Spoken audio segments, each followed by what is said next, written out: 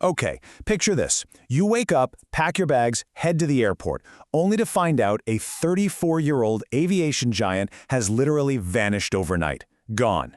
Welcome to This Explainer. Today, we're breaking down the absolutely shocking, zero-warning shutdown of Spirit Airlines. We're going to look at exactly how this happened, the chaos unfolding at terminals right now, and honestly, what this means for the future of your travel budget. Let's get into it. So, overnight on May 2nd, 2026, those iconic bright yellow planes, they just stopped flying. And with that, 17,000 workers suddenly found themselves out of a job. We're talking pilots, flight attendants, ramp workers, customer service agents, literally all of them discovering their careers were just completely upended with virtually zero warning. You've got to wonder, why did Spirit Airlines just vanish? I mean, how does a budget pioneer, a company that single-handedly forced the whole industry to change its pricing models, how do they just completely disappear from the skies, leaving locked gates and millions of stranded passengers all over the globe? Imagine being a passenger, waking up for an early morning flight and being met with this incredibly stark message right on Spirit's website. It said, all flights have been canceled and customer service is no longer available. Wow. Think about how terrifying that is if you're already standing at the airport terminal. The airline initiated a complete global wind-down effective immediately, leaving absolutely zero rebooking support for anyone. And it gets really emotional. We have a real quote from air traffic control as they bid farewell to the very last Spirit flight landing at Dallas-Fort Worth just after midnight.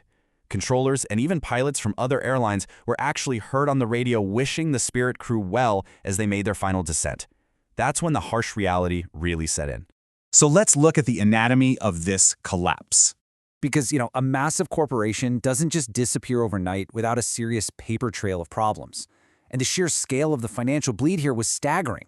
Spirit had accumulated over $2.5 billion in losses since the start of 2020. That's billion with a B. Their no-frills, ultra-low-cost model, which, let's be honest, used to be their biggest superpower, was eroding. The larger legacy airlines started replicating those cheap base fares, all while Spirit's own operating expenses were skyrocketing due to global events. They just couldn't outrun that massive mountain of debt.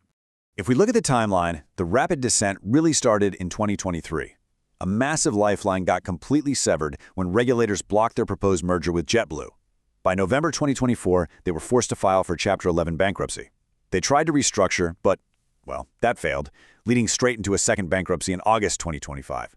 And then finally, the total shutdown in May 2026. It was basically this brutal chain reaction of blocked lifelines and repeated failures to restructure. Which brings us to the failed $500 million bailout. Right in its final hours, a last-ditch government rescue attempt totally fell apart. And of course, that sparked some intense political finger-pointing.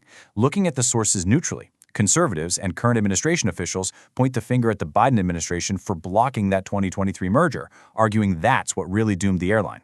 On the flip side, policy analysts blame the Trump administration's conflict with Iran for severely driving up global jet fuel costs. And for an airline with incredibly thin profit margins like Spirit, that was essentially the final nail in the coffin. Now, the Trump administration actually did float a final $500 million taxpayer bailout to try and keep Spirit afloat. But the negotiations completely died at the very last stage. Why, you ask? Well, the government demanded a massive 90% equity stake. They were essentially demanding almost total ownership of the company in exchange for the funds. And the creditors? They absolutely refused to back that deal. So, with literally zero financial lifelines left on the table, the immediate shutdown was triggered. And that, of course, led to absolute chaos at the airports. Because while the numbers and the politics explain the why, the real story here is the human toll. I mean, families arriving for, spur-of-the-moment vacations were suddenly met with completely empty check-in booths, deactivated kiosks, and boards full of canceled flights. Take Taylor and Antang, for example. She drove her family of 6 all the way from Tennessee down to Atlanta for a vacation to Miami, only to realize, while standing right there in the terminal, that the entire airline had just evaporated. Literally, 1 million passengers were instantly displaced. And honestly, this part just breaks your heart. Dedicated employees discovered their entire careers were over by looking at an overnight website update. Freddie Peterson, who had been a flight attendant with Spirit for 10 solid years, actually had to catch a ride on a Delta flight just to get back to his home state after the planes were grounded. His reaction really captures that sudden, quiet devastation felt by 17,000 workers who were given absolutely no warning. So, if you're stranded, what should you do next? If you are one of the millions of stranded passengers right now, here is the exact actionable advice coming directly from Consumer Protection Reports. Listen closely. Step 1. Do not go to the airport. Seriously, there is no customer service desk left to help you. Step 2. If you book directly with a credit or debit card, Spirit claims they are automatically processing refunds. Step 3. If you don't see that refund hit, immediately contact your bank and initiate a chargeback for goods not received. And finally, Step 4. Look for rescue fares. Other airlines, like Delta, United, and JetBlue, have stepped in to offer temporarily capped $200 one-way tickets to help get stranded passengers home. Now, let's talk about the future of budget air travel.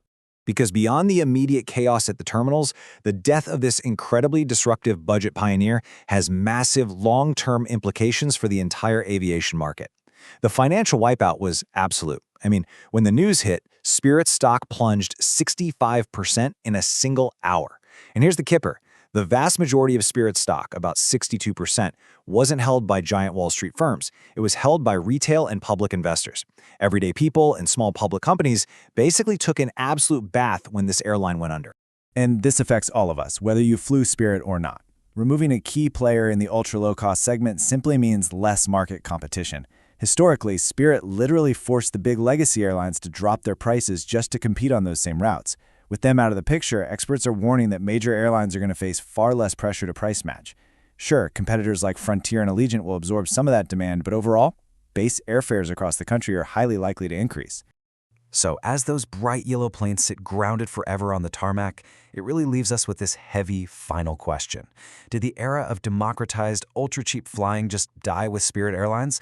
Because the model they built completely changed how we all travel, for better or worse, making it accessible to millions of people. Have those days just vanished along with them? Anyway, thank you for checking out this explainer. Definitely let me know your thoughts on this incredible shift in the travel industry, and I'll catch you in the next one.